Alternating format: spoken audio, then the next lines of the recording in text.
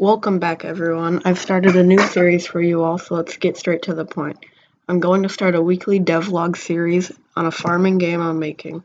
Recording and editing Thursday and Friday, so expect devlogs on Friday or Saturday-ish. In today's devlog, I'll show you all the progress I've made so far and my to-do list for next week. I wish for you all to enjoy and support this series, so show your support by hitting the like button down below. Let's get on with the devlog. So, when we open up the game, you can see that the title screen, which is very much a work in progress. I plan to have a game loading system by next week, so this is all very temporary. Now, off the script, but just before this, I actually got done with that system, so it's all working now, so I'll show you that next week. But when we open up the game, you can see as we continue past the title screen, I've made the main world, which contains a shop where you could buy stuff and lots of open land to farm. I want to add animals you can buy to roam the land, but for now it's just crop space. While playing, you could scroll through the pages in the seed shop and you could buy different seeds. But there will be UI at the top showing how many seeds you have, and you can click the buttons, but for now that's all temporary. By giving the buttons a click, you could see that you can change between seeds and plant the different seeds. And if we give these seeds just a minute, you start with a few carrots, but if we give them a minute, you can use the shovel to harvest the crops. These crops are draggable rigid bodies that you can move around, and so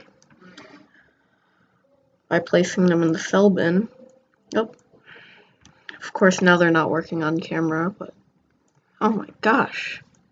Oh, it's probably the OBS lagging out my game. But if we place them in the sell bin, you could gain the money for your efforts of farming. As for now, there are only 4 crops: the starter carrot, the turnip, the apple, and the orange. The fruit trees continue to bear fruit even after being harvested once, though you might not just want to sell those because it's not good for supply and demand. The prices can go up and down in this game.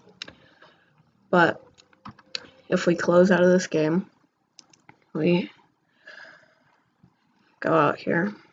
Other than that, there's game music, which you heard in the background, and saving when going between scenes. So that's a part of the save system, but it doesn't save when you close the game. It just really saves when you're going from the title screen to the main game, because you don't want your crops to lose where they are or what stage they are. But if we open up Microsoft To Do, you can see that I'm uploading a devlog today, and then I also want to get an automation system, very limited. I don't want this to be an automation game, but just a little box where you could plant a fruit tree or something and it'll automatically harvest and you can collect it. And then also, as I said, those placeholder buttons at the top, I want to get rid of them and replace them with an inventory-ish. And then also, at this point in time, there's no way to get rid of trees once you've planted them. And then, if you were looking closely, whenever I planted the carrots, they wouldn't snap to a grid, they would just go down. And, I don't know, animals. I might get rid of that one. I don't know if it's gonna stay, but it seemed like a good idea when I added it. I've gotten quite a few things done. If you've made it this far, consider subscribing to my channel and turning on notifications, or at least paying attention for next week's devlog. I hope this game can become something better, and with you on YouTube holding me to it, I'm sure we can finish this game together. Now, I want you to tell me in the comment section if this video is good, because this is my first scripted video.